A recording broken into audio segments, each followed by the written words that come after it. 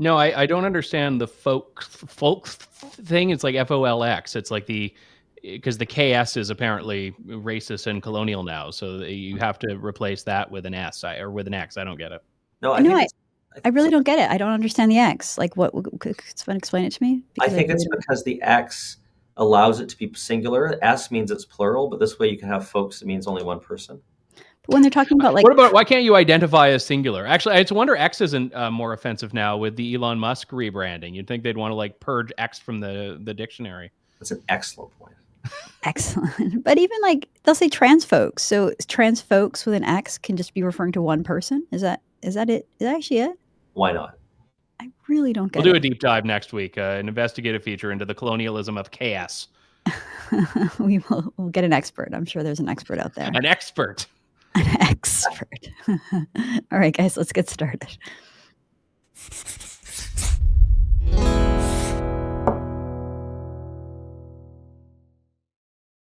Hi, everyone. Thank you so much for joining us. Thank you for joining in and listening to Off the Record, our newest podcast here at True North. Don't forget to like this video. If you're new around here, please subscribe to our True channel. If you're listening to this podcast, don't forget to leave us a 5-star review if you enjoy the content. And finally, head on over to our website, tnc.news, to sign up for newsletters so you never miss a story. So, Andrew, I think you were at this press conference on Wednesday with Pierre Poilievre. He was out in Kitchener, Ontario. I think that the purpose of the press conference was to talk about the rising cost of living and how a Poilievre government would be different. But really, just every answer he gave at that press conference, he was on fire. It was really exciting to see Pierre Poilievre just, I don't know, answering questions in an honest, sincere way and just knocking one out after another. So let's play this first clip of Pierre Poilievre talking about how he believes that female spaces should be exclusively for females. Now, this seems earth-shattering in Canadian politics. Really, this is just a view that every single person in the world held about 5 minutes ago before we all got taken over by this crazy trans ideology. But let's play this clip from Pierre Poilievre. My question, sir, is should you form the next federal government, will you make female safe spaces safe again by introducing legislation that bans so-called transgender women from participating in female sports and getting access into female shelters and female prisons? Female spaces should be exclusively for females, not for biological males. You ask if I introduce legislation on that. A lot of the spaces you described are provincially and municipally controlled. So it is unclear what federal legislation would reach federal legislation would have to change them. But obviously, female sports, female change rooms, female bathrooms should be for females, not for biological males. So Pierre Poilievre giving the correct answer there. And pardon me, folks, pardon my manners. I forgot to introduce our guest today, which is Hamish Marshall. We're usually joined by Harrison Faulkner. He's down at CPAC in Washington, D.C. this week. I was away last week. I was on a Disney cruise with my family. So we had Sue-Ann Levy filling in last week for me. And this week we have Hamish filling in for Harrison. And I think you're going to be gone next week, Andrew, so we'll have to find someone. Yeah. Actually, I think I was filling in for you, and Sue-Ann, I guess, was filling in for me. So. Yeah. So... I actually don't know. Hamish might even be filling in for me right now. We'll see. I'm just taking all 3 parts from now on. Well, you audience should know Hamish well. He was our in-house pollster during the last federal election. Hopefully we'll have you back to do that again during the next election, Hamish. But he is a Conservative insider, and he has had a lot of fancy jobs inside the Conservative Party. I'll just leave it as that. So anyway, what do you folks think of Pierre Poilievre standing up for females in female spaces? Andrew, I'll go to you first. It's funny. I kind of am of the mind now, and Hamish probably will know this because he's on the other side of it, that I kind of get annoyed that there's not really a lot of news at press conferences. You know, the idea that you're just going to ask a question and you're going to just draw something earth-shattering out of a politician is pretty rare. Every now and then you get lucky. Like I remember in the 2021 election when I just asked Aaron O'Toole at a press conference if the Canadian flag, which had been at half-mast for forever, should go back up, and he said yes, and that was the only only real news story here. So I was kind of surprised because the question was asked by David Menzies of Rebel News. And he had told me ahead of time because we were just sort of making sure that, we weren't covering the same ground. And he was going to ask that. And I'm like, oh, yeah, whatever. Like, I just didn't think there was going to be that. And then he comes out with the money quote that then was like the story everywhere in legacy media and independent media all day.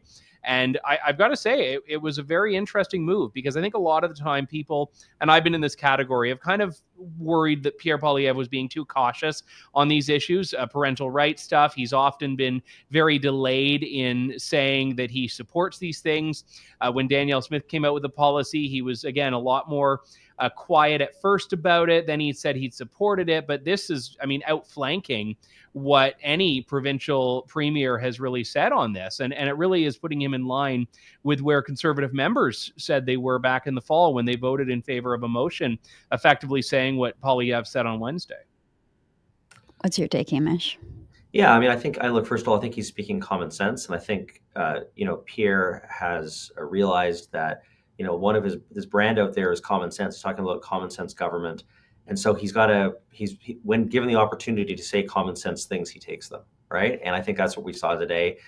What he said, to your point earlier, Candice, wasn't controversial, like yesterday, but somehow, everything is now controversial.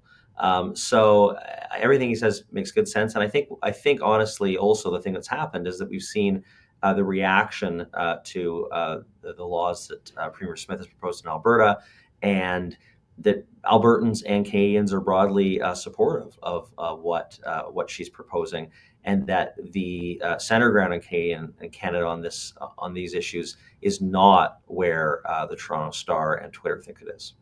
Well, it's so refreshing that Poilievre has come to this conclusion because I know under previous leaders in this party, the safe thing is the sort of perspective that you're going to get, especially now because Pierre Poilievre won the Conservative leadership race in a landslide. He has the party already. Like the base of the Conservative Party is going to vote for this guy no matter what. So he doesn't have to take risks when it comes to social issues.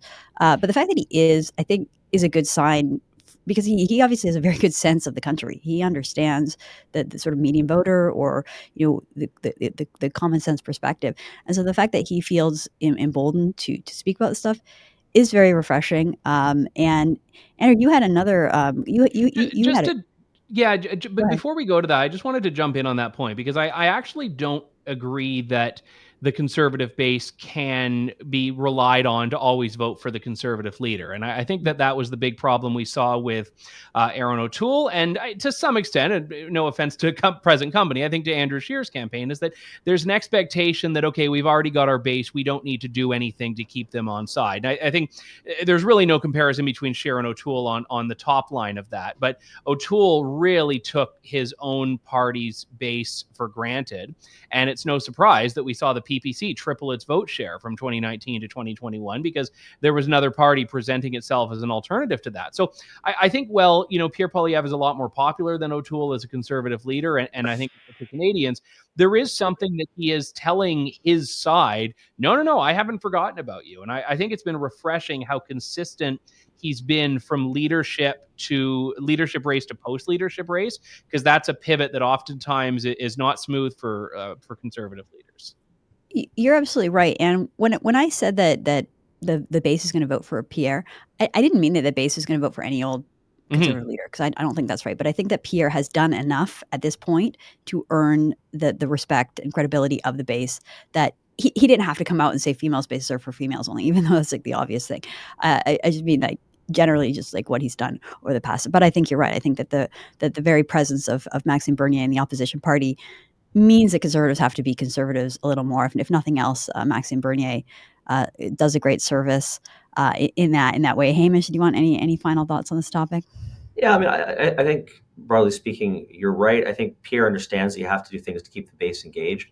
The most important thing I think in politics is underrated isn't who people vote for, it's who decides to stay home or vote whatsoever. There's lots of people, and we saw this in the 2021 campaign with O'Toole. There's lots of Conservatives who didn't vote for the PPC, but just didn't vote because they were turned off by it.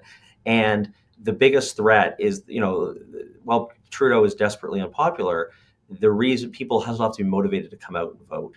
And if you do give people nothing, they might say, well, I really hate Trudeau, and some of them will come and vote, but maybe not all of them, or not all of them in all the ridings that you need.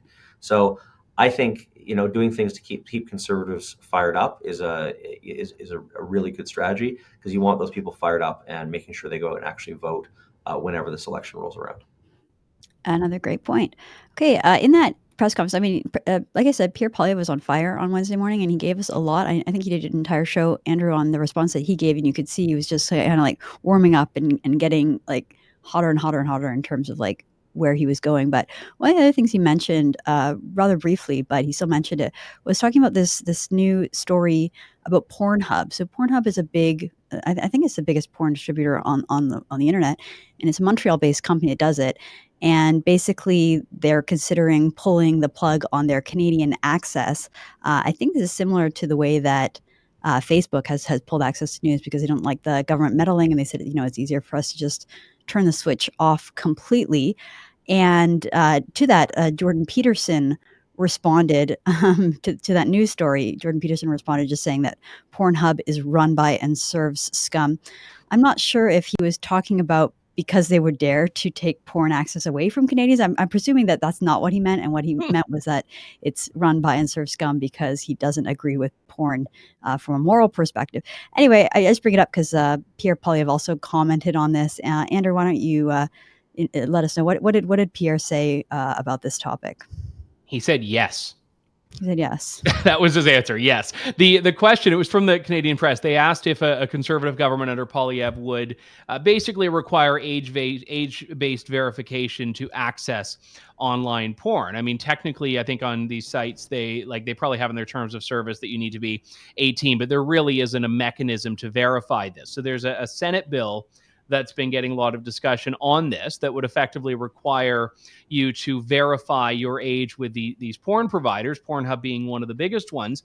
And he was asked if he supported such a thing, and he just said yes. Now, this is where I get into very dicey territory, because on one hand, I'm totally on board with the arguments that online porn is a moral harm. You look at the effect it has on young people in particular. I'd say on a lot of people, but on young people, on young girls who are forced to live up to these things that their boyfriends in high school are seeing. You have people that are accessing this as young as like 9 and 10 years old now. It's horrific. But then you get to the other side of it, which is the not mechanism. to mention the young men that get addicted to it and it cripples their life because they get physically addicted to, everything about the website is so based on an algorithm that traps you in there, and it just destroys these young men's lives. So anyway. It's like anyone who's ever been sucked into like watching YouTube clips for hours and hours, but worse. And the thing that you see then is that the arguments in favor of this age-based verification to keep minors away, they're going to butt up against privacy concerns, because all of a sudden you now have to, according to some mechanisms of doing this, provide your identification to a site that is basically proliferating online porn. And I don't trust any of these companies with people's data. I don't trust government to maintain some registry that's going to work with these companies. And let's be real. I think that this is something that is morally harmful, but I think it is a byproduct of a free society. Porn is the unfortunate but inevitable consequence of free speech. So I've yet to see a proposal for how to do this thing that doesn't create issues that I think are bigger than the one they're trying to solve. Yeah, and I think I'm pretty sure that Pornhub was the one that was implicated in this, that a lot of the problems with them that I think Dr. Peterson was referring to is a lot of user-uploaded content of minors was appearing on the site, and people were using it for things that may or may not have been criminal, to watch things that may or may not be criminal acts. And they were very slow to take it down, and people were putting up, revenge porn, and all this sort of thing was happening. And Pornhub was like, oh, I don't know if we can do too much about this, and we're working on it, but nothing would ever come down. And the danger, of course, and all of these things, and this is always the argument of regulation, and there actually is no easy answer, is if, a company like this that exists, that has servers in Montreal, that presumably the Canadian government can interact with, it goes down, other providers will flood the space that perhaps are based on servers in, God knows where, that the Canadian government can't deal with, and there's no requirements for. and the situation just gets worse. I don't think there's an easy answer to this. Some sort of age requirement. We're also seeing this everywhere. I mean, there's a whole bunch of American states that are talking about age requirements, and how that manifests. I think there could be an opportunity for a new standard that evolves across chunks of the Western world, but it's not going to be solved just in Canada, just with this. You two are both far too practical. Okay, you just need to ban it. Just ban it all. Get rid of it all. Just throw it away. We tried it. We tried the whole liberal thing where people could use porn and access websites, destroyed an entire generation. They're not having sex anymore. They're not getting married. They're not having children. Let's just throw it out, ban it, try something else. And the libertarian trump card to that argument, my wonderful and intelligent friend Candice, is that if you give government license to ban things outright that it sees as harmful, all of a sudden you're licensing the next government to ban things that we would argue are not harmful. All of a sudden they're going after our online speech, which, by the way, the Liberals are doing in the same legislation. So that's the problem here, is that when government gets to regulate harm, it also gets to decide what harm is. No, you're right. I mean, sometimes you just take a step back and you look at so many of the things in our society that are just absolutely detrimental, that don't have any upsides. It's like, this is a really sad, tragic story, but the son of the CEO of YouTube died of an overdose. He was a 19-year-old student at Berkeley, and the drug that he was consuming that he died of an overdose was weed. He smoked a joint. It was laced with fentanyl, and he's dead now. And it's like, you just have to imagine, like in what world as a society are we just okay with like kids dying and like taking fentanyl because we decided that weed was okay? It's like there's some things in society that are just bad. And I know, like, even an earlier me would have been like, no, drugs are fine and whatever. If someone wants to put something in their own body, they can. But it's like we're at a stage now where there's just so many externalities, there's so much uncertainty. You don't know like what has fentanyl in it. You're saying to kids like it's fine to smoke a joint. It probably is, but not if it has fentanyl. In that case, the young man is dead. And it's just tragic. There's so many things in our society that we've allowed and defended in terms of liberty, even as conservatives, that we personally don't agree with. And I think maybe it's getting a time where conservatives just need to like take a more moral stance and say, like, these things are wrong, they're bad, fine, you can have them, but we oppose them and we're going to do everything we can to stop them. But look, I'm a conservative, not a libertarian, so my instinct is very much along your lines, Candice. And I think we've always lived in a society where certain unhealthy things have been banned. A complete libertarian free for all. I mean, you can move to Somalia and have that if you want, but count me out. I think that we obviously have to ban things. The problem is that I also just realize that we live in an imperfect world, and we're never going to actually get to a perfect world. So it's about having a medium between what works, and most of all, that when we change things like this, we do it slowly and in a considered fashion, and not all at once. And that's what scares me, frankly, about both, the lefty sort of year zero folks who want to say, well, we'll change everything, rip everything up. And frankly, some libertarians that are along the same ways that say, well, all government things must be destroyed immediately. I'm skeptical of big government too, but I'm most in favor of let's take small steps, especially when it comes to the harm of children, and let's be more cautious than we should be to get this as never perfect, but as close to right to balance those things out as we can.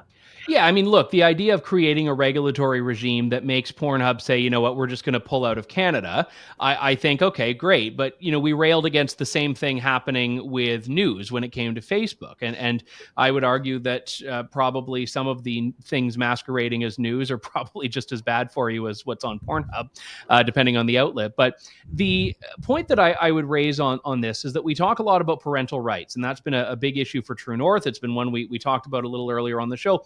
There are also parental responsibilities. And I think there needs to be a call to action for parents here to be a lot more aware of what these sites are, of the harms of them. And I know that it's a perennial problem that kids will always outsmart their parents on technology. So whatever, parental blockers and controls you have when kids get a cell phone, I mean, it's basically like you're just throwing caution to the wind. So I think that this is a big issue, though. And I think that the civil society approach that I would advocate is one in which parents are equipped with the tools they need, both technical and moral, to actually have these conversations and do what they need to in the homes. Because frankly, I trust that far more than I trust whatever government legislation is going to achieve on this.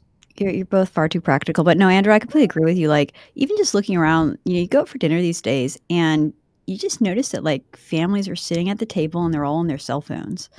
I notice this so often that it'll be like mom and a dad on their phone, 2 kids with like headphones on the iPads, and everyone's just like independently like staring at their screens. And Well, now it's going to be Apple Vision Pro. Everyone will just go yeah. out for dinner and they'll all be just like watching movies in their goggles at the dinner table. My husband brought one of those things home. And I'm like, I don't even want to try it. But yeah, like the whole augmented. But it's like, I think a lot of times parents give their kids devices and screens because it's kind of like easier. And it's just like, here, take this.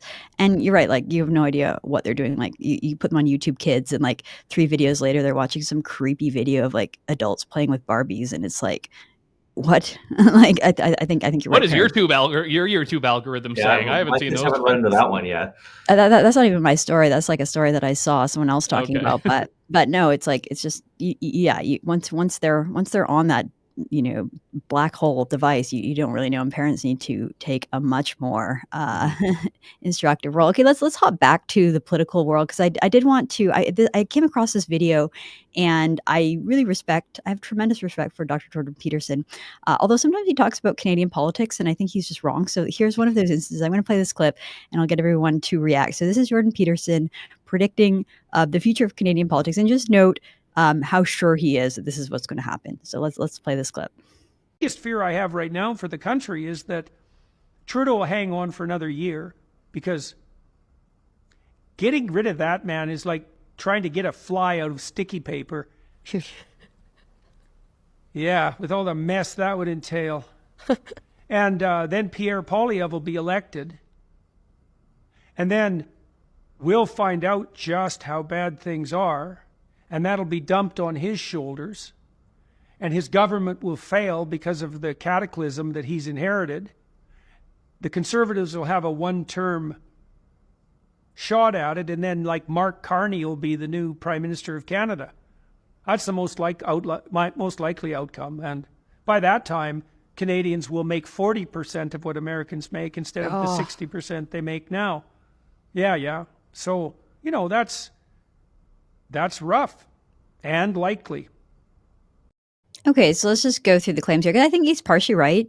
Trudeau will hold on to power for another year. That's probably right. Pierre will win the next election. I think that's the way that we are headed.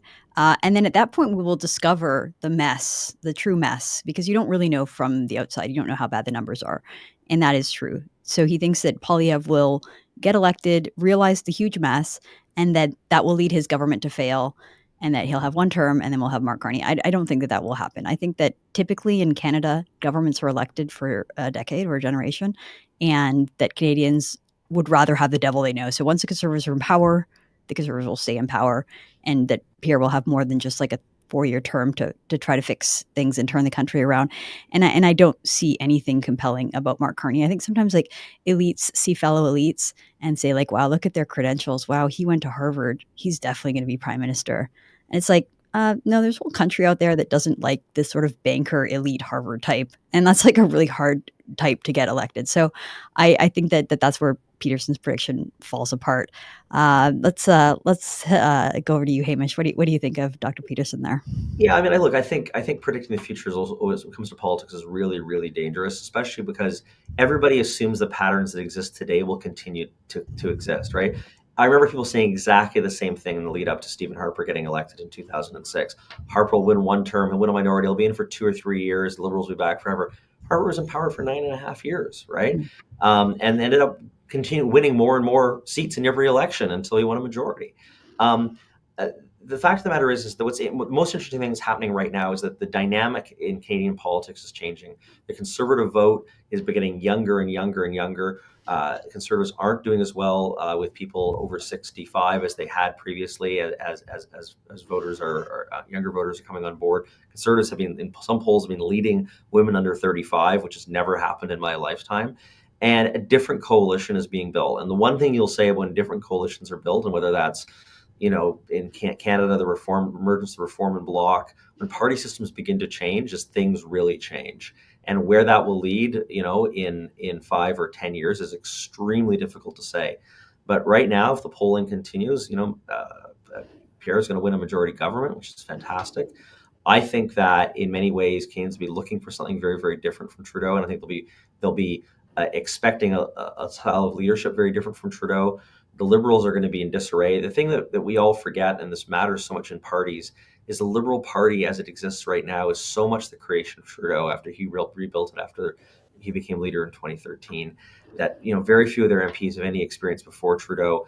They're going to become this weird Trudeau tribute act, incapable of doing something different, which I don't think will sell in the future. We'll see where it goes, but I have no reason to be. Maybe I'm just more optimistic than Jordan Peterson, but I have no reason to be as pessimistic as that. And I think we've got the chance at a good decade of conservative transformational rule, and hopefully a real realignment of the Canadian political system that puts Conservatives more on the upper hand more often. Well, and even just, I'll go to you in a second, Andrew, but even just that claim that Canadians will be 40% as rich as Americans and that we're 60% as rich. Now, I mean, again, I look back to Harper when Canadians had the richest middle class in the world and the New York Times was touting it, and the average Canadian made more than the average American. Like, that wasn't that long ago, and that's not that far out of reach. And I don't think that Pierre has like magical powers to fix the economy, and we're in pretty rough shape right now. But I do think that like solid free market economic framework can do wonders for government. And Canada's government is small and nimble enough relative to the United States that you can make changes that can have an impact. Andrew, what's your perspective on all this? Yeah, just on the predictive aspect itself, I think that intellectuals make bad pundits and pundits make bad intellectuals. So I think that Jordan Peterson, who I've got a lot of respect for, anytime he's pulled into a pundit role, which happens often because I think people look at him as this sort of oracle that knows everything. I find it's his weakest material because, there are realities that are just different from the intellectual realm. And it's not to say he can't observe those things, but I don't think that's a strong suit. So I think the reasons you mentioned about Mark Carney, like this was the same attitude that led to Michael Ignatieff, who was one of the most dismal liberal leaders I'd say the most dismal in recent memory. No, ever.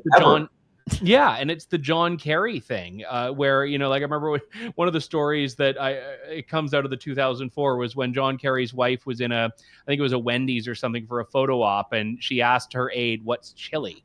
Like, these people just exist in a completely different realm. And you're right, the elites love them because they're in that crowd, but they're the types of candidates that you could ask them, like, how much does milk cost? And they would just have no idea whatsoever, because they don't do their own grocery shopping. They're not in that world. So that's not to say the Liberals wouldn't love Mark Carney, but the idea that Mark Carney is going to unseat Pierre Poilievre, who has a very specific agenda. I mean, I see Pierre Poilievre as being Mike Harris 2.0 in a lot of ways, in terms of going in with a very ambitious agenda, delivering on it very quickly. And Mike Harris, I mean, obviously had a rockier second term, but he wasn't just a one-term premier. So that would be my prediction. But as Hamish mentions, you can't, the future is not entirely based on the world as it is right now. It's based on whatever happens in the next, I'd say 6 years, a year and a half to an election, and then a 4-year term beyond that. Yeah, no, absolutely. And I think you have to have faith in Pierre that he is going to get into office. He's going to appoint the right people. He's going to have the right team in place. And again, I think that there's such a big power of the incumbent, like whoever's in power, that's, Canadians will put their trust in that. And, it's interesting because historically it's sort of been the media that have done such a huge job in undermining the trust of a conservative government. And I just think the media is losing so much of its power, and I don't think that will happen this time around. All right, let's move on to the next story, because this is something that I've been reading a lot, and it's truly tragic. So this story is about a 26-year-old woman in Vancouver Island who is preparing for medically assisted death. So she's apparently eligible for MAID. And basically, she partially blames Canada's healthcare system for failing her. She has a malfunctioning immune system. I believe we have a clip. This is from City News over on Vancouver Island. Speaking with City News' Lisa Yuzda, Lana says sometime after her 27th birthday, at the end of the month, she will have a medically assisted death. I am unbelievably grateful I have this option, because there's one other outcome if MAID weren't available for me, and that's for me to take this into my own hands and do this alone. Lana says she wants to be clear that pursuing MAID isn't a choice, but a realization. It came in October as her pain, in part from a malfunctioning immune system, peaked. So it's incredibly sad, and what a state of affairs in Canada, where we have beautiful young women choosing to die, and even just some of the language that's used in there, saying it wasn't a choice, it was a realization. That sounds like kind of religiously cultish to me. I don't understand that, and that's saying that if she wasn't able to use this government-assisted suicide program, we euphemistically call it MAID, medical assistance in dying, but it's really a government suicide program. I think that is. I mean, that you sign up, the government, through the government, they give you drugs, you take them, or you go into your office and they give you a shot and it kills you. I mean, I don't know how to describe that in any way other than suicide. But she says it's because she has this pain, and if it wasn't for this program, she would take life into her own hands. So she would kill herself. If it wasn't for this program, she would kill her. She says it all right in the clip. So before I get your reaction on this, I just want to tie it to a news story and clip that happened in Ottawa. Right around the same time, we had Conservative MP Garnet Jennis asking a Liberal government about, they're having a conversation about this program, medical assistance in dying, and he asks them, how the government intends to exclude people who are suicidal or mentally ill. Anyway, let's play this clip, and then I'll get both of your reaction to both stories. Questions and comments. The honourable member for Sherwood Park, Fort Saskatchewan. Thank you, Mr. Speaker. I have a question for the government about their so-called MAID policy. Now, they've said repeatedly that, especially as it relates to mental health challenges, their MAID policy would aim to exclude those who are suicidal. But I want to understand from the government, isn't any person who requests MAID suicidal, simply by definition, since they're requesting MAID? L'Honorable Secretary. The Honourable Parliamentary Secretary. Your very important question. I think it's irresponsible and untrue, honestly, to claim that MAID has anything to do with suicide. The Government of Canada recognizes the importance of all Canadians to have access to critical mental health resources and suicide prevention services. I am a member of the Special MAID Committee, and not one witness that I heard when I was there said that this is suicidal. West. So it's hypocritical and untrue to say that the government program that kills people has anything to do with suicide. Okay.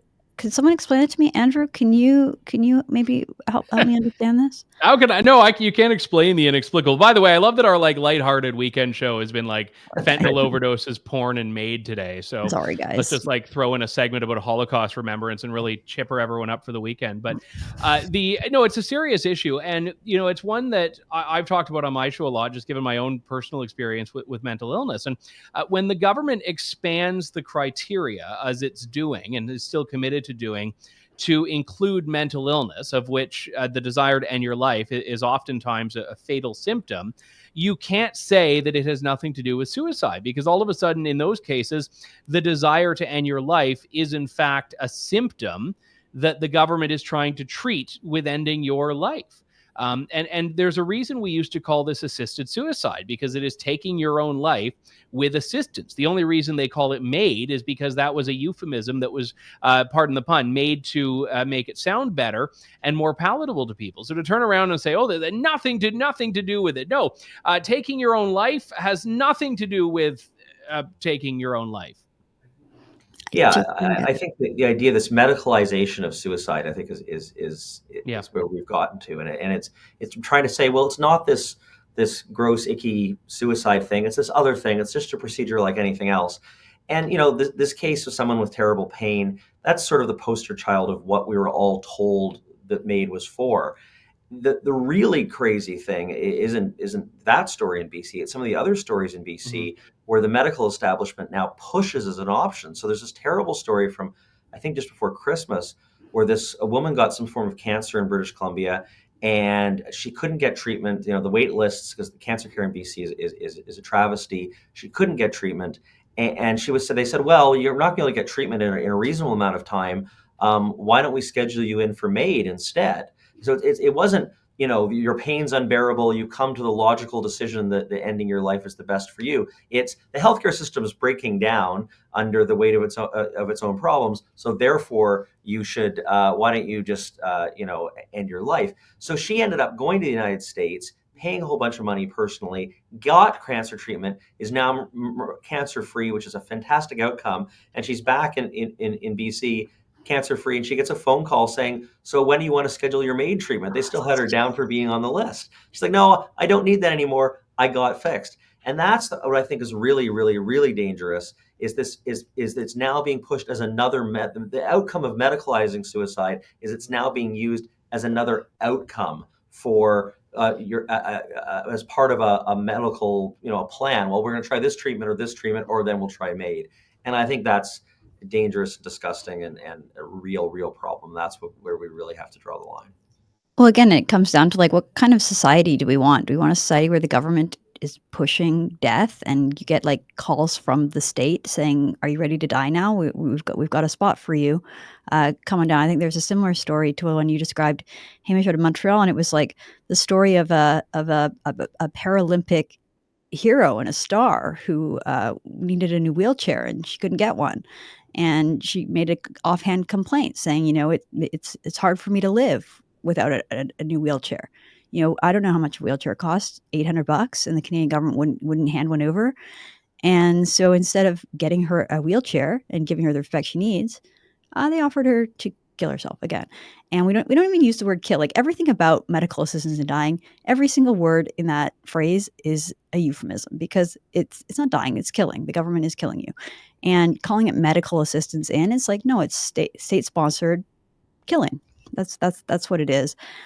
Bizarre that the Liberals, it's like the typical kind of Orwellian thing where they're just changing the language so much that they've confused themselves and they don't even know what they're talking about anymore. And it's offensive that you would even suggest that it means the original thing that the words meant. I mean, there's just so many things about this program that I feel like we haven't thoroughly discussed as a society. So I give the Conservatives, again, credit for bringing this up and continuing the conversation. And hopefully, the government trying to extend this program so far so that it includes people with mental illnesses, it includes minors and children. It'll come to a point where it'll become like the transing of the kids thing, where the topics, the debate is shoved in our face so much that we realize what's happening. Yeah. We realize that it's not the kind of society we want to live in, and more and more people oppose it. Andrew, did you have any more thoughts on this one? No, I think it's one of these issues, though, that's a very big crossover issue for a lot of people. Euthanasia, assisted suicide have traditionally been the domain of social conservatives, but this one has people sharing discomfort with the status quo in many, many different sections. And it's kind of like parental rights, in that it's one of those things that may have its roots in a voting niche, but actually is a pretty broadly appealing policy. So I think it's politically wise, but I would just say morally right to take aim at this. Well, Andrew, you listed all the topics that we were talking about on this Friday afternoon lighthearted show. We're not going to talk about Holocaust survivors, but the liberal journalist in Ottawa did accuse Conservatives of being anti-Semitic and using an anti-Semitic dog whistle. So I did want to ask you guys about this tweet and this story, because it seems to me that, so just a background, Dale Smith, who's a freelance journalist, he quote tweeted a Conservative MP and basically said, once again, the quote, UEF globalists, unquote, is an anti-Semitic dog whistle, and the Conservatives keep using it and acting surprised at the rise of anti-Semitism. So this is mainstream media journalism here. And basically the implication is, if you criticize the WEF and globalists, it's actually because you hate Jews. And that's what they say with a straight face. They accuse Conservatives hating Jews. And not only that, but that Conservatives opposing the WF is somehow the real reason behind the rise of anti-Semitism, which is kind of an enormous statement. It's not the October 7th attacks that triggered anti-Semitism. It was me covering Davos. That was the real cause. Nothing to do with Israel, all because of Andrew Lawton's coverage. It's almost laughable. I don't even want to cover it because it's so stupid. But it's actually surprising that this is what they're still putting out in February 2024. Andrew, Yeah, it's not as bad as when Yara Sachs said that honk honk meant Heil Hitler.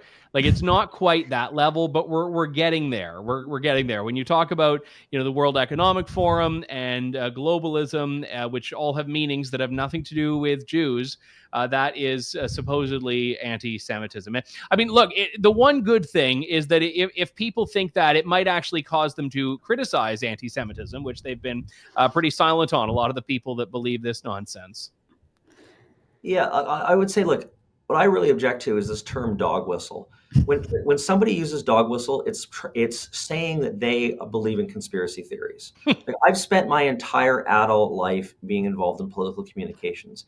Getting your message across with a megaphone and spending millions of dollars in advertising is hard.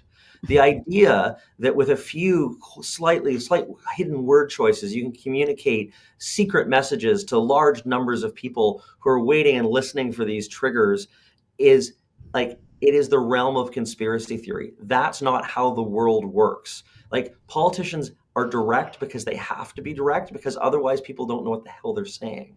So, like, the idea that this is a way of somehow spreading secret messages is total lunacy, right? When we worry about anti-Semitism, we should worry about the people marching up and down on the streets of Toronto, calling for Jews to be heard and for people to be kicked out of their jobs for supporting Israel and everything else. But this the whole idea that there's these secret dog whistles just reflects a fundamentally unserious view of how the world actually works. And yet these journalists take themselves so seriously, and they think that they're really exposing something true here, that the real anti-Semites are somehow the Conservatives, despite, to your point, Conservatives are the clearest on their support for Israel as the other two parties that have a very murky position. And no, I like it. Anyone who uses the word dog whistle, that is a dog whistle for conspiracy theorists. So, right. So I believe it. If someone uses dog whistle, I now just call them out and say that's a conspiracy theory. Well, I'll follow up with you, Hamish, on that kind of line of reasoning, because it seems like certainly this happened to Harper, it happened to Andrew Scheer, to a lesser extent, Aaron Toll, but it still happened to him, that as soon as it was like general election time, the media just like came out with all the conspiracy theories. Like, this is what the Conservatives are, this hidden agenda, secret agenda, they're bigots, they're homophobes, here it comes. Do you think they're just going to use the same playbook? Like, do you see that coming for Pierre Poilievre? I mean, obviously we see the weird Trump comparisons that we talked about this on the show before, that it's so weird to compare Pierre Poilievre to Donald Trump because they're such totally different political figures.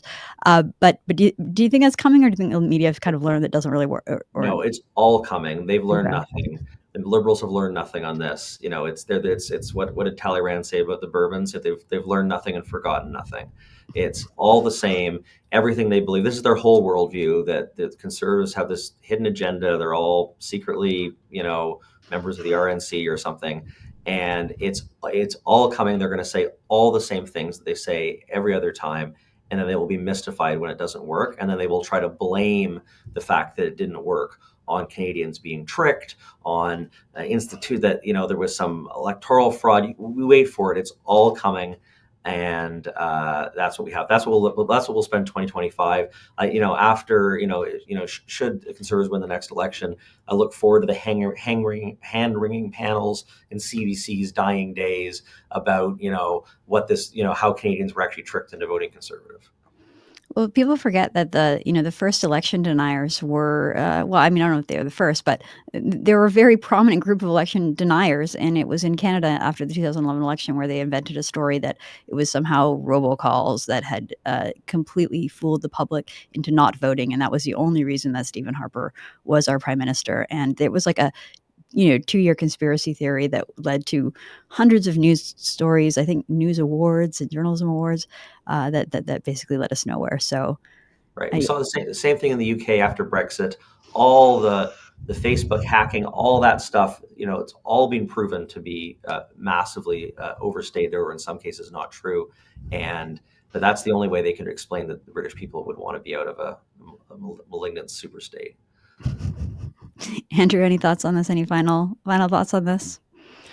Just that the conspiracy theorists, the real conspiracy theorists, are the ones who spend all day accusing everyone else of being a conspiracy theorist.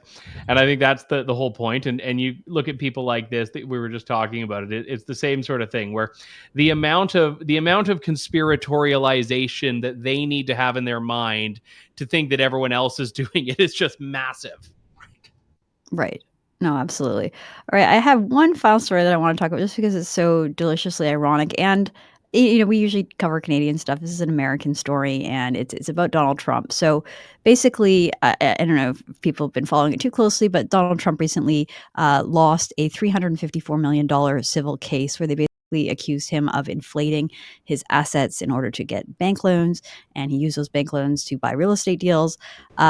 Basically, the banks gave him the loans, and he was still in good standing with the banks. Like, he paid back the loans. So I have a really hard time wrapping my head around how this was a crime. But anyway, basically, he got found guilty, and I think that this has caused a chill in the New York kind of banking and commercial real estate community, because this is kind of what they all do, right? And so the governor of New York was trying to basically allay the concerns of investors. She went on a radio station and just assured the New York business community that, no, don't worry. This was specific to Trump. You don't have to worry about doing this kind of thing, because this was just about Trump, basically. And saying, that the radio host said, if they can do this to a former president, can't they do this to anyone? And Governor Hochul was like, no, don't worry. Trump was a special circumstance, which I think, does exactly what Trump is accusing them of, which is basically leading a witch hunt and applying the rules separately. So I think this is just one of those scenarios where people who are so into the political realm of like, Trump is evil, everything we do against Trump is justified, and everything we get him on is a victory. But they miss it. You take a step back, and it's like how this impacts just how regular people view the world, and how regular people say, like, well, wait a minute, this kind of shows like a corrupted system where rules aren't really applied evenly. I just thought this was a wild story. So I wanted to get your guys' thoughts on it. Hamish, what do you think? Well, and it does exactly what presumably she wants not to happen, which is it helps Trump. It's now a proof point that he can say this is all politically motivated. They're using trumped up charges to try and stop me from running for president, et cetera, et cetera. Like he will now use that quote and say it applies to any and all the prosecutions that has to do with him, whether it does or not. And so any victory that anybody thinks they had over him by winning this suit is completely null and void, because he's now got proof that he can run around saying that, of course, they're bending the laws to go after me, and that they're the deep state, everything else he wants to talk about, and it's proof of that. And so she's undone any good that she thought that had been achieved by this. It's unbelievable. Andrew, final thoughts on this? Yeah, I mean, I just take the view here that the whole system is terrified of him winning, which is why they go through all of these steps and processes to prevent it. Because if they were sure that, Joe Biden could somehow find his way to a podium and become re-inaugurated, then they would need to do all this stuff, because they know that Trump will lose the election. He'll be a two-time loser. Biden wins, and that's it. So you see instead very, very dirty tricks. And I'm a firm believer in never give your opponent martyrdom.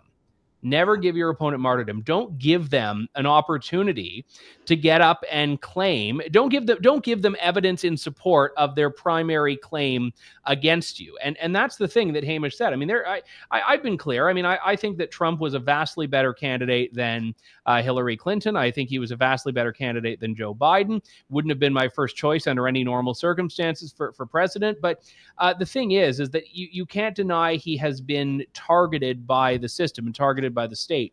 And I think that what's fascinating here, like just completely and utterly fascinating, is that they just completely hand ammunition to him by doing what he's accused them of doing. Yeah. Yeah, it's like he couldn't have written it any better. I mean, when I saw that headline and I heard what Kathy Hochul said on radio, it's like, you just want him to win. Like, part of you must just want Trump to win so that you can, like, jack up your political ratings and your TV ratings. He's the embodiment of that old line about you show me the man, I'll show you the crime. Like, we've decided he's the bad guy, so let's just what can we do? Oh yeah, let's try this one. This will work. It's really entertaining. We've got a lot of good content in the year to come with the election season. So we won't talk about too much because we like to focus on Canadian stuff. But every once in a while, it's just too interesting and juicy not to cover. Well, Hamish Marshall, thank you so much for joining us. Andrew Lawton, always a pleasure. And thank you to the audience for tuning in. Remember, everything that you just heard is off the record. Thank you so much. Have a great weekend.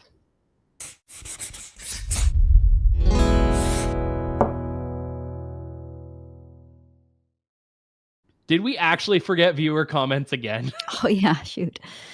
They were in the dog. Like the word we keep. This is like the segment we have done like 1 out of 4 episodes, but we keep telling people we're going to do it. We'll have to do a viewer comments only episode. Yeah, that way I won't forget. Yeah. Well, I was sitting so still in my office for 15 minutes straight that the motion detector didn't detect movement and turned off the lights. Oh, I thought maybe it was like when your kids ran up and turned off the lights and ran away or something. No, I was just like not moving at all. I guess I move around more often than that. So. I was doing an interview at the Conservative Party headquarters on whatever street it's on now a while ago, and the big boardroom like just shut down midway through the interview because I guess we were too still. So yeah, we'd like find our way to I was out here sort of like waving my arm around off camera. Yeah, I was going to comment on it, but you were midway through a serious point. So See, but we get to have the fun interjections on this show. So I'm usually like a hand talker, so I'm usually just like bobbling around. Good, It actually affects my audio because like they always tell me like lean in and then I lean out and lean in. You know what I actually think it is? It's because I've raised my laptop up and the detector for it is directly pointed at me normally, but the laptop is blocking that when it's raised up like this. Well, you have to do what JJ does and just sit on a bouncy ball and then. That's right. That's exactly right. Yeah. Hi, everybody. Welcome to the show. Yeah.